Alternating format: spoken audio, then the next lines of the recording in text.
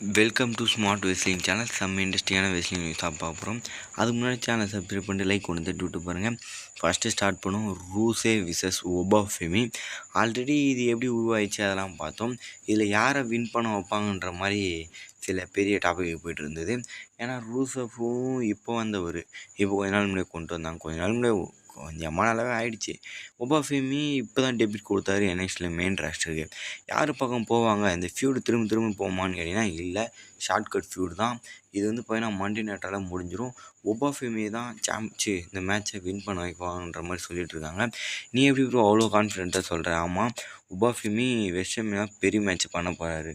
அதனால் இப்போ இருக்க கொஞ்சம் ஜெய்ஜாண்டிக்காக இருக்கவங்களாம் முடிச்சு விடணும். ஃபஸ்ட்டு கொஞ்சம் இதுவாக இருக்கவங்களாம் முடிச்சு விட்டு வந்தார். மிஸ்லாம் ஆனால் பாவங்க, ஒரு சூப்பர் ஸ்டாரை வளர்த்து விட சரி ஒரு பெரிய ஆளுங்களை தோக்க வைக்கிறது ரைட்டு.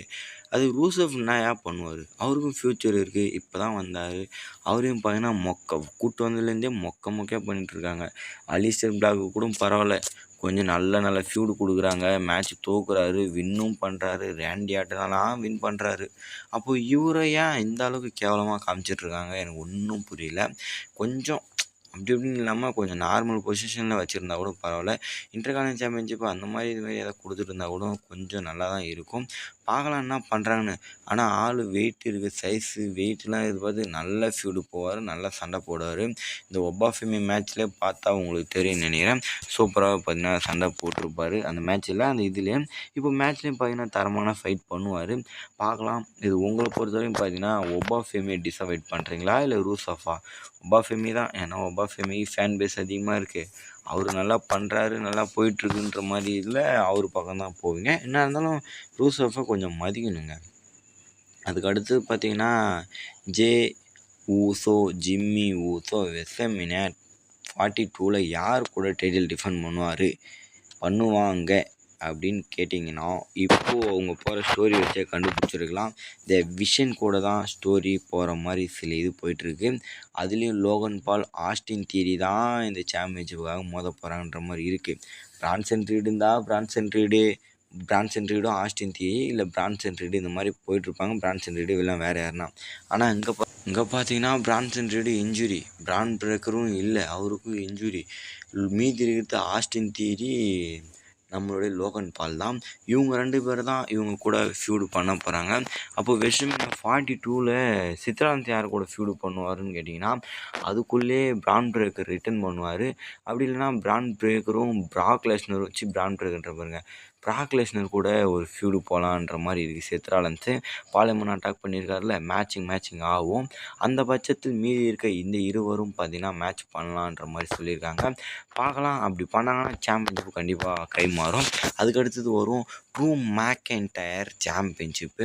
இது என்னதான் ப்ரோ கதை, எங்கெங்கே கொண்டு போகிறாங்கன்னே தெரியாது இருக்குது. ஃபஸ்ட்டு இதில் நான் ஆரம்பிச்சுக்கிறேன். First topic Drew versus Jacob for WrestleMania 42 நடக்கும்ன்றாங்க. அது நான் டைட்டில் மேட்ச்சு.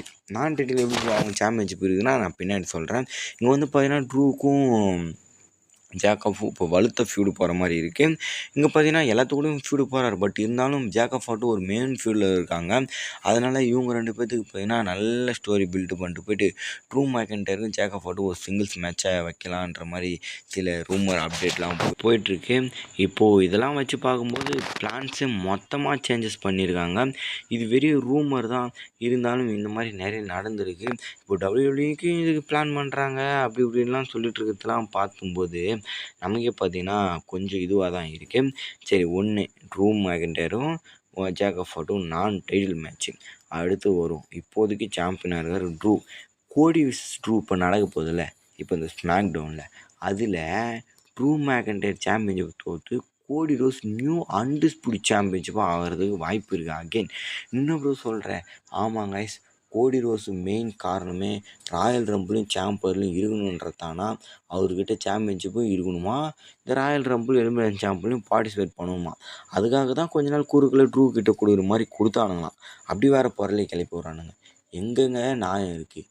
கோடி இந்த மாதிரி தான் அதே சொல்கிறதுக்கு ஒன்றும் இல்லை அப்படின்ற மாதிரி இப்போ சில சர்ச்சைகள் போயிட்டுருக்கு. என்னை பொறுத்த வரைக்கும் அப்படி நடக்கக்கூடாது. நடந்தாலும் பார்த்தீங்கன்னா சரி வராது. கோடி இன்னும் மக்கள் பார்த்தீங்கன்னா வெறுத்துருவாங்க.